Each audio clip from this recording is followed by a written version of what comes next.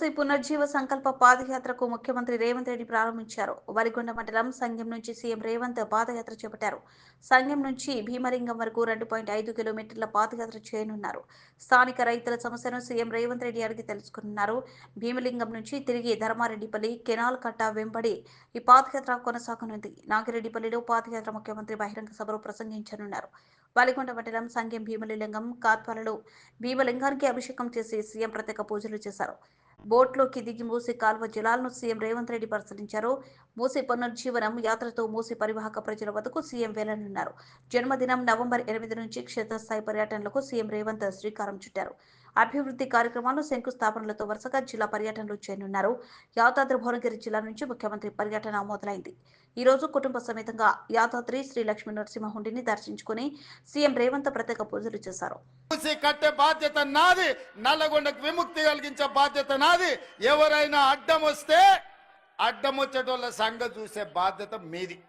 అదొక్క బాధ్యత మీరు తీసుకోండి.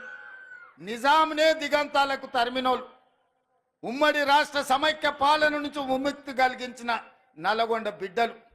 బండి యాదగిరి ఆనాడు బాడిండు, బండి వెనుక బండి కట్టి 16 బండ్లు కట్టి ఏ బండ్లో వస్తారో కొడుకో నైజాం సర్కరోడా, చుట్టుముట్టు సూర్యాపేట, నట్ట నడుమ నల్లగొండ, కర్తామ్ర నీ గోరి అని నల్లగొండ బిడ్డలు, నిజాంకే గోరి కట్టిన బిడ్డలు మీరు. ఇవాళ మూసి వద్దని అడ్డం బండేటోళ్లకు గోరి కట్టే శక్తి మీకే ఉంది.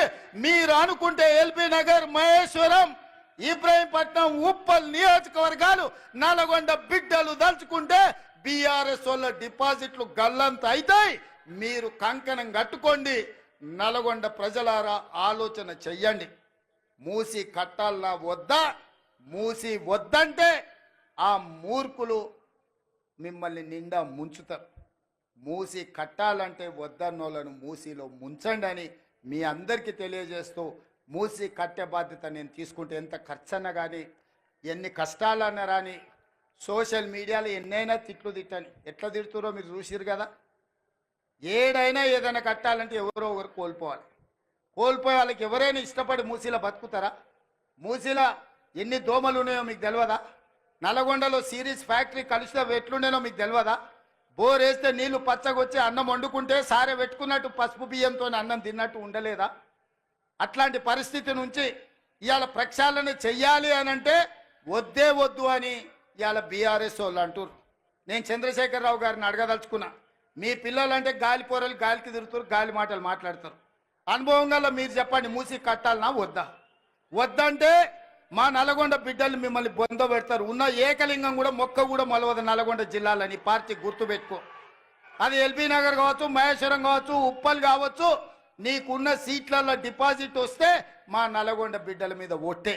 ఎందుకనంటే మా నల్గొండ వాళ్ళు అనుకుంటే మా పాలమూరు వాళ్ళు తోడైతే ఈడ ఎవరికన్నా డిపాజిట్ వస్తుందా? మీరు ఒక్కసారి ఆలోచన చేయండి. అందుకే ఇవాళ మూసీ ప్రాజెక్టును పూర్తి చేసే బాధ్యత ఇవాళ మీకు ఒకే ఒక్క మాట ఇచ్చిపోతున్న నల్గొండ జిల్లాలో. మిగతా అన్ని కూడా మీ నాయకుల చేతుల్లోనే ఉంది, వాళ్ళు పని చేసుకుంటారు. ఈ వేదిక మీద నుంచి నల్గొండ జిల్లాలకు నేను ఇస్తున్న ఒకే ఒక్క మాట, మూసీ ప్రక్షాళన చేస్తాం, మూసీని పునరుజ్జీవింపజేస్తాం.